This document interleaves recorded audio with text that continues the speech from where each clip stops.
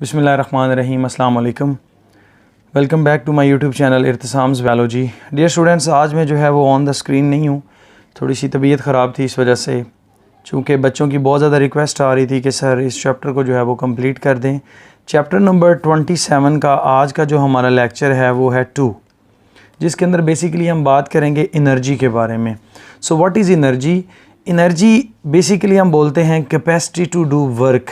कोई भी काम करने की जो सलाहियत होती है उसको हम क्या बोलते हैं? एनर्जी बोलते हैं। और जो एनर्जी है ये दो तरह की है, एक है एग्जॉस्टेबल और दूसरी है इनएग्जॉस्टेबल।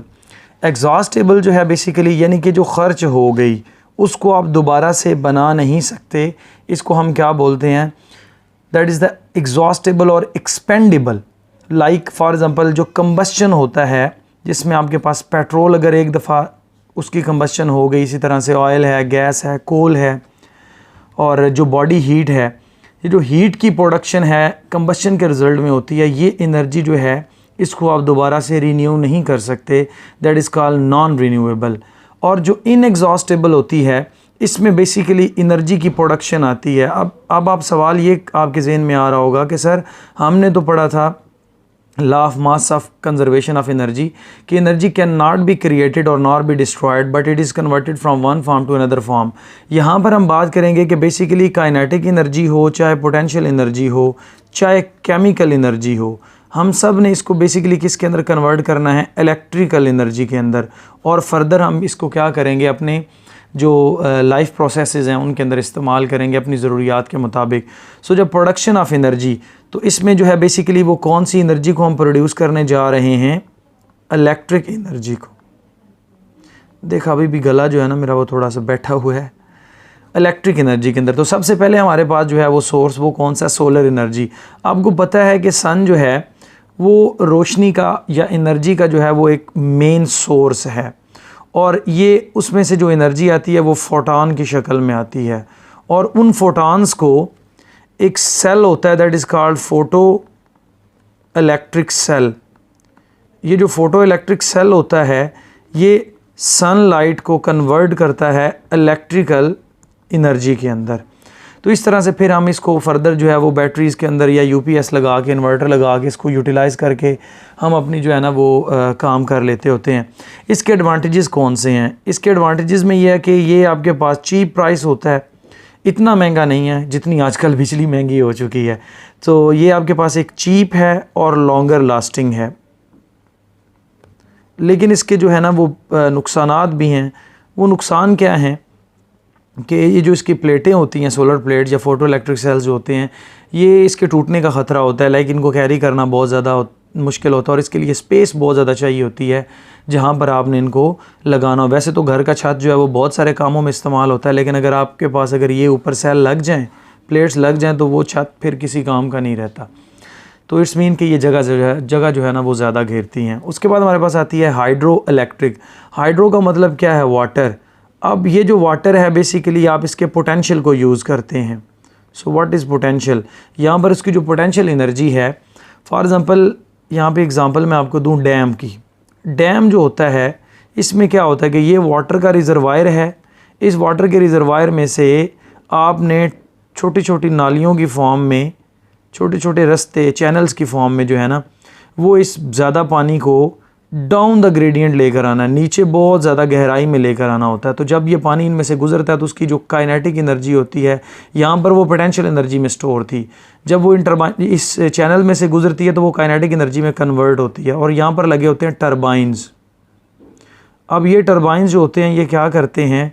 मूव करते हैं। और आपको पता है इनके अंदर मैग्नेटिक लगा होता है और कोर लगी होती है जिसके अंदर वायर होती है, और ये इलेक्ट्रिक करंट पैदा करता है। और ये इलेक्ट्रिक करंट जो है इसको हम फिर यूटिलाइज़ करते हैं। और ये जो आपके पास इलेक्ट्रिसिटी है जो कि स्पेशली पाकिस्तान के अंदर है, ये आपके पास कौन सी है? दैट इज़ कॉल्ड पन बिजली। हम इसको पन बिजली बोलते हैं, या फिर हम बोलते हैं that is a hydro electric power. इसकी इम्पोर्टेंस क्या है? ये जो सोर्स है लाइट प्रोडक्शन का ये बड़ा ही चीप है आपके पास, और ये भी लॉन्गर लास्टिंग है। क्योंकि मैं बचपन से सुनता आ रहा हूँ कि हमारा जो मंगला डैम है या हमारा जो तरबेला डैम है, जो है वो हमारे पास वो डैम है और वो क्या कर रहे हैं, बिजली पैदा कर रहे हैं। और एग्जैक्ट यही बात है कि ये लॉन्गर लास्टिंग है और ये बेसिकली उसकी पोटेंशियल एनर्जी को काइनेटिक एनर्जी में कन्वर्ट करके फिर टरबाइंस लगी होती हैं। और टरबाइंस को मैं अपने लफ्ज़ों में बोलूँ तो हम इसको जनरेटर भी बोलते हैं। जो आपके घरों के अंदर पेट्रोल वाले जनरेटर है ना, सेम वही ये काम कर रहे होते हैं। वहाँ पर तो पेट्रोल उसको घुमाने में हेल्प करता है, तो यहाँ पर पानी उनको घुमाता है। उसके बड़े बड़े पंखे लगे होते हैं, जब उसमें से पानी गुजरता है तो वो बिजली पैदा करता है। इसके जो मतलब इसके बाद ये लॉन्गर लास्टिंग है, चीप है। और इसमें जो है ना वो बेसिकली हिली एरियाज़ जो हैं आपके पास, उसमें अगर ये बनाए जाएं तो इसका बड़ा बेनिफिट है, क्योंकि वहाँ पर ग्लेशियर्स पिघलते हैं और जो पानी है वो ऊपर से जब नीचे आता है तो वो पोटेंशियल एनर्जी और काइनेटिक एनर्जी की फॉर्म में टरबाइंस को घुमाता है और जिससे बिजली पैदा होती है। उसके बाद हम चलते हैं टाइडल पावर्स। टाइडल पावर जो हैं ये बेसिकली टाइडल पावर स्टेशन जो है ना वो ये काम करते हैं। अब टाइडल पावर स्टेशन जो हैं ये कहाँ पर मौजूद होते हैं? आपको पता है टाइड्स क्या होती हैं? जब समंदर की लहरें, उनको हम टाइड्स बोलते हैं।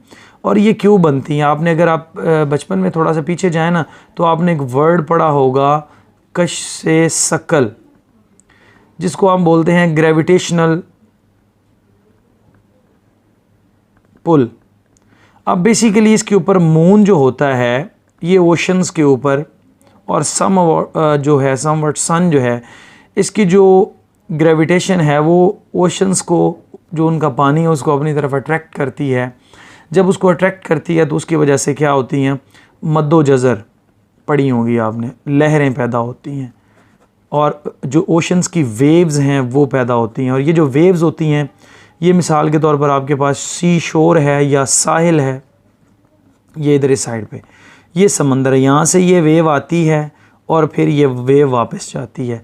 इनके रास्ते में बेसिकली क्या किए हुए हमने, चैनल्स लगाए हुए हैं। जैसे हमने ये लगाए हुए थे, ये हाइड्रो जो इलेक्ट्रिक पावर है उसके अंदर ये चैनल, उनके अंदर फिर टरबाइनें लगी होती है। जब पानी आगे जाता है वो काइनेटिक एनर्जी को यूज़ करते उस टरबाइन को घुमाता है और फिर उसकी वजह से क्या होती है, बिजली पैदा होती है। और फिर जो वापस आता है तो वापसी पर भी वही सेम काम रिपीट होता है और इससे भी जो है वो इलेक्ट्रिसिटी जो है वो क्या होती है, प्रोड्यूस होती है। तो बहुत सारे ऐसे कंट्रीज़ हैं जहाँ पर ये जो टाइडल पावर है उसको यूज़ किया गया है।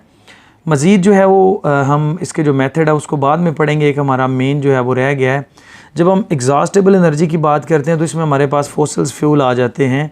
फॉसिल्स फ्यूल बेसिकली क्या हैं, द रिमेनिंग्स ऑफ जो प्लांट्स हैं या एनिमल्स हैं जो बरीड हो गए थे किसके नीचे, ज़मीन के नीचे।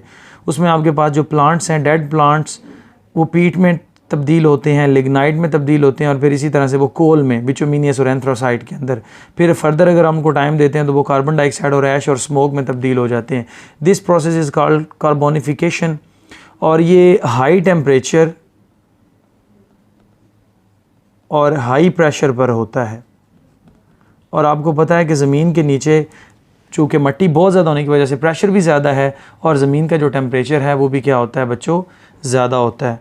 उसके बाद हम चलते हैं, हमारे पास नेक्स्ट सोर्स कौन सा है। नेक्स्ट हमारे पास आता है दैट इज़ विंड पावर। हवा की मदद से बिजली पैदा करना। आपको पता है विंड मिल्स लगी होती हैं, आपने इस तरह की मिल्स देखी होंगी,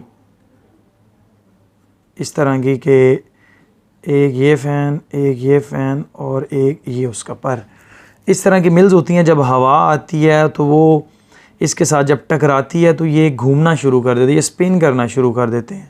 और इसके पीछे बेसिकली क्या लगी होती है, एक टरबाइन लगी होती है।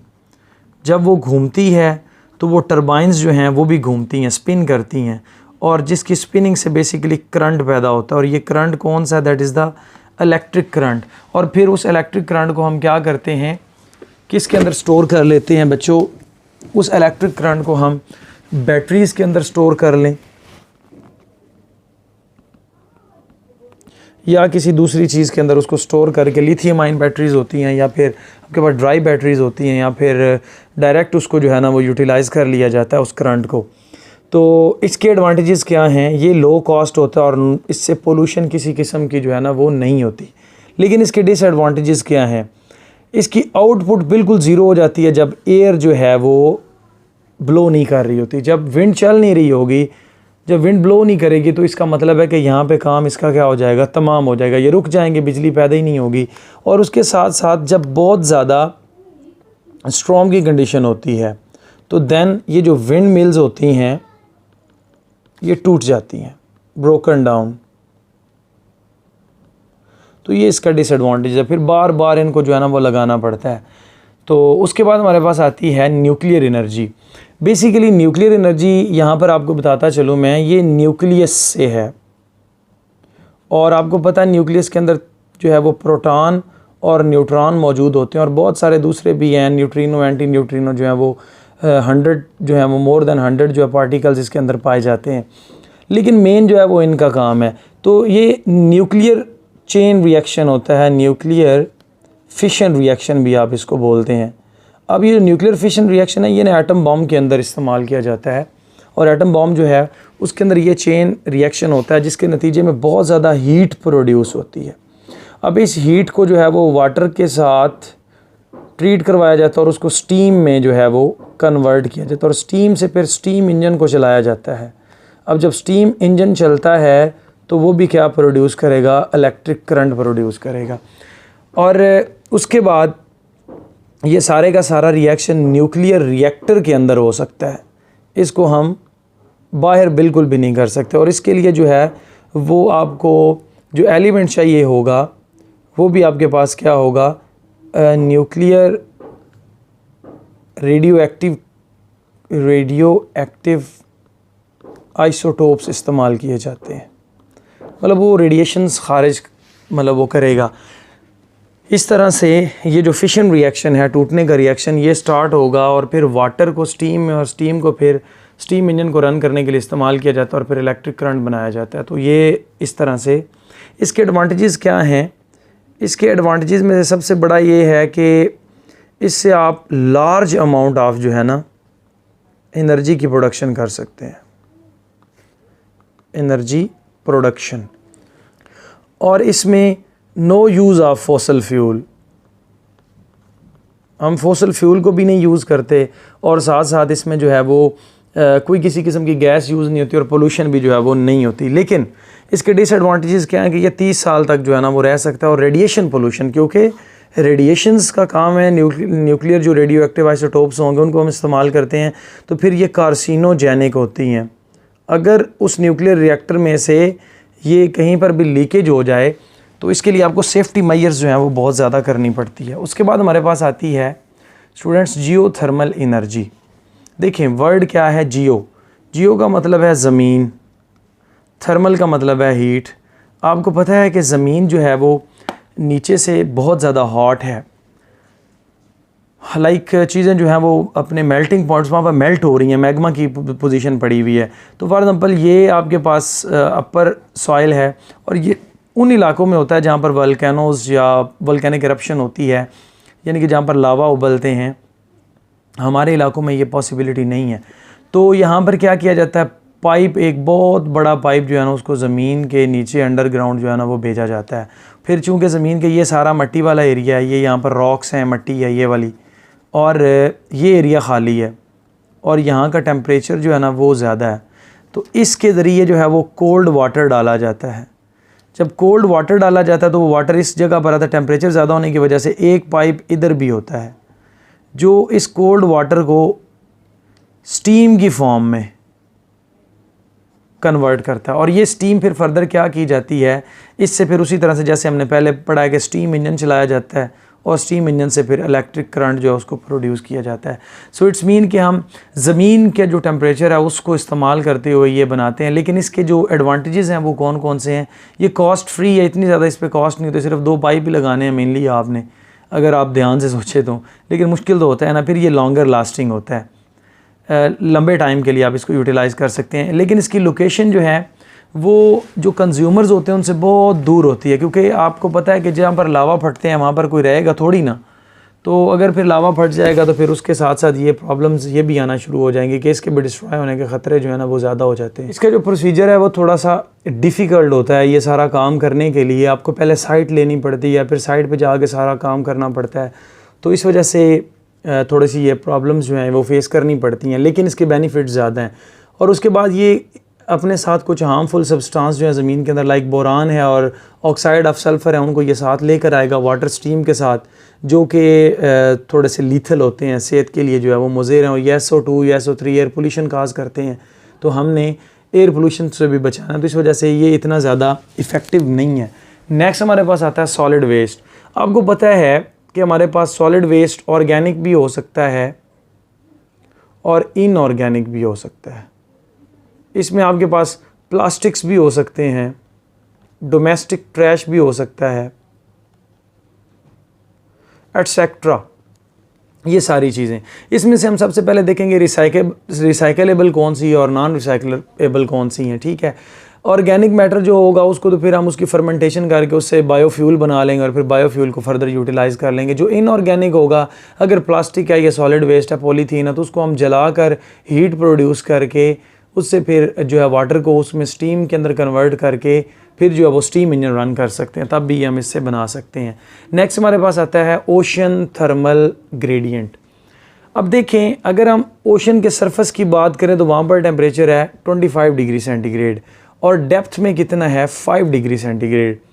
तो ये जो आप आला सामने देख रहे हैं, ये एक ऐसी डिवाइस है बेसिकली जो इस ग्रेडियंट को इस्तेमाल करता है। टेम्परेचर में डिफरेंस तो है ना, आपको पता है कि हमेशा हाई से लो टेम्परेचर जो है ना वो वही मूव करता है और लो से हाई मूव करता है, ठीक है। सो ये जो टेम्परेचर है ये क्या करेगा, इसको यूटिलाइज़ किया जाता है, इसके ग्रेडियंट को यूटिलाइज़ किया जाता है। यहाँ पर वो पर्टिकुलर डिवाइस लगाई जाती है जो क्या करती है, इस ग्रेडियंट को यूटिलाइज़ करते हुए करंट जो प्रोडक्शन है ना वो करती है और इलेक्ट्रिसिटी जो है वो प्रोड्यूस होती है। एंड आई होप कि आपको ये मेरा लेक्चर जो है वो अच्छा लगा होगा। सॉरी टू से बेटा कि मैं आज जो है वो ऑन द स्क्रीन नहीं आ सका। आपको मेरी आवाज़ से लग रहा होगा बड़ा मुश्किल से बोल रहा हूँ, चूँकि टाइम कम था तो मैंने जल्दी से पढ़ाने की कोशिश की है कि जल्दी से हमारा जो लेक्चर है वो कंप्लीट हो जाए। Stay connected, thank you and अल्लाह हाफिज़।